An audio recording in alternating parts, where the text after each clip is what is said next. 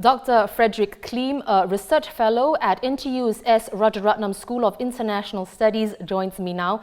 Good afternoon, Dr. Kliem. So, aside from the weaponry that the European Union says it will send to Ukraine, it wants Ukraine as a member. So, what added protection would EU membership give the country? Hi, Olivia. Thank you for having me. Look, things are moving so fast, it's very difficult to even keep up. But when von der Leyen announced this, I was as surprised, I think, as everybody else when I heard this.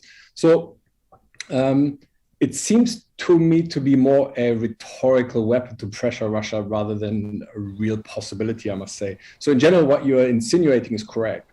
EU membership does come with a security and defense cooperation protection, if you like, but there is a clear procedure towards membership, right? Indeed, the EU is perfect process, the epitome of the rule of law, if you like, right? So unlike ASEAN, the EU has clear membership criteria, which includes democracy, rule of law, and important here, peaceful and stable relations among all minorities.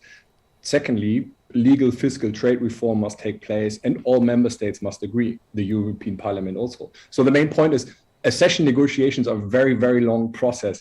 And we have some underway currently with other countries that have taken as long as 10, 15 years, right? So all in all, I think what is possible is that the EU does begin accession procedure with Ukraine, which can easily take 15 years or even longer. But I think at this stage, it is more a rhetorical weapon than a real possibility. But perhaps, if I may, just one quick add-on to this is that I think perhaps this may be something that can work towards an eventual agreement to which Russia can also agree. I think it was a mistake to expand NATO eastwards. What we should have done instead is keep NATO's door closed, but agree that the former Soviet republics can join the European Union. I think this would have been a compromise perhaps the Russians can agree to as well. Right. Well, Dr. Kliem, another major talking point from the weekend is that Russian President Vladimir Putin has put Russia's nuclear forces on special alert.